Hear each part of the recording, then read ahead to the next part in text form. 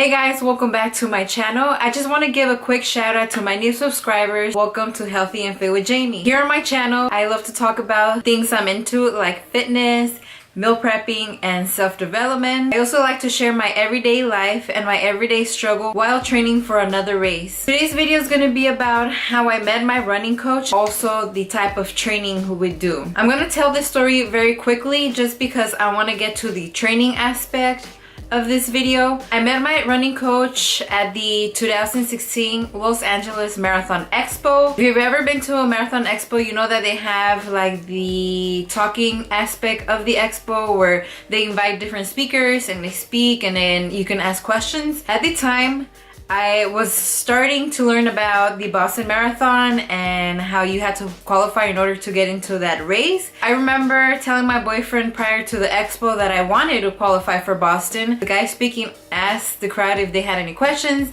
and my boyfriend's like, come on, ask how to qualify for Boston, but I was really shy and I didn't really want to ask, so he got up and he asked for me. The speaker gave his answer. After the talk was done, we were heading towards the exit and my running coach stopped us and he was like, oh, who wants to qualify for Boston? And he thought it was my boyfriend who wanted to qualify for Boston since he was the one that asked the question.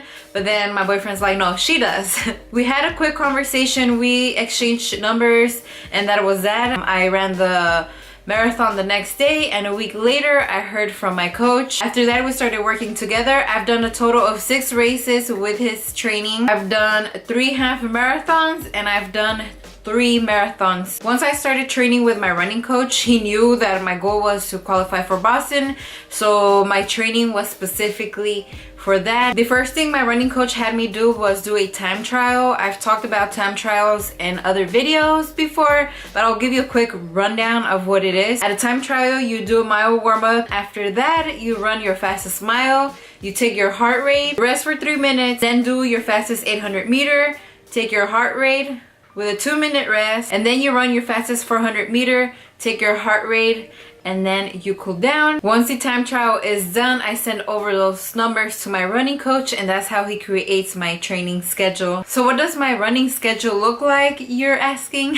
I run 6 days out of the week. My running schedule consists of 1 speed workout, I have 1 recovery workout, I have 3 tempo heart rate runs, and then I have a long distance run. A lot of my training is based on heart rate, so a wonderful tool that I've been using throughout these past years of training is a fitness watch. Right now I do have the Polar watch. Let's start off by talking about my hardest workout day, and that's gonna be my speed workout. My speed workouts are done at the track, and luckily it's only 1 day out of the week. Usually for me that falls on a Tuesday. You guys guessed it, yes, a speed workout is to build speed. I'll do mile repeats, or I'll do 800 meter repeats, or 400 meter repeats. It depends on what race I'm training for, if I'm doing a half marathon or a full marathon. It also depends if I'm at the beginning of my training or towards the end of my training. For example, my running coach gives me times I should be hitting.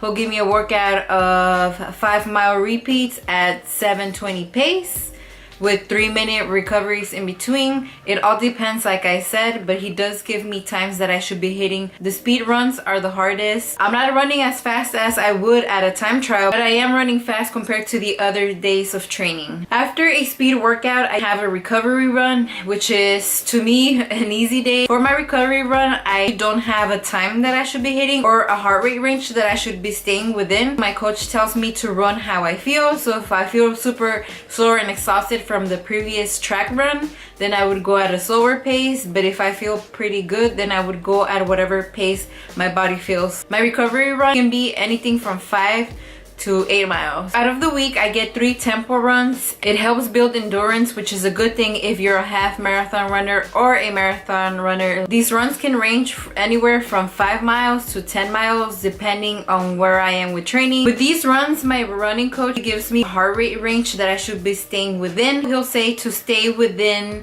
a 135 to a 155 heart rate, which means start off by staying closer to the 135, and then each mile I'll increase it by a little bit. Once I get to 155, I try to keep it under that. I want to stay within that range. That's where my handy dandy heart rate monitor comes into play. I just look up, I notice that my heart rate is going above the 155, so I'll slow down a little bit. If my heart rate is under 135, then I'll pick up my pace. Last but not least is my long run. I only have one long run out of the week. My long run ends on a Saturday, and it's like a very eventful day. I plan my whole schedule around my long run. The distance depends on where I am with training. It can vary from 10 miles to 22 miles. Before my run, I always take my Yukon. I feel like it's really helped me out with my training and with staying energetic throughout my run.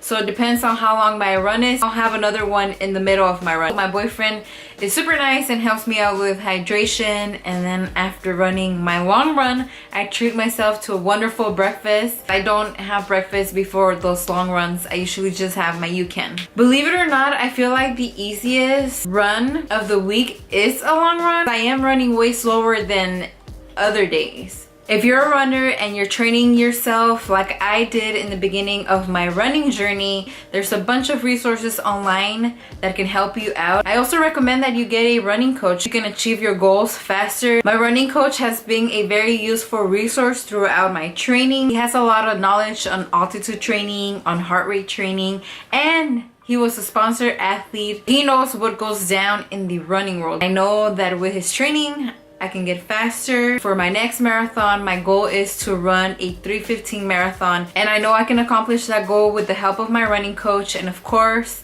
I have to put in the work. Thanks again for watching. I hope you found this video useful. Don't forget to give this video a thumbs up. To my new subscribers, welcome, and if you haven't already, subscribe to the channel, and I'll catch you on my next one. Bye guys.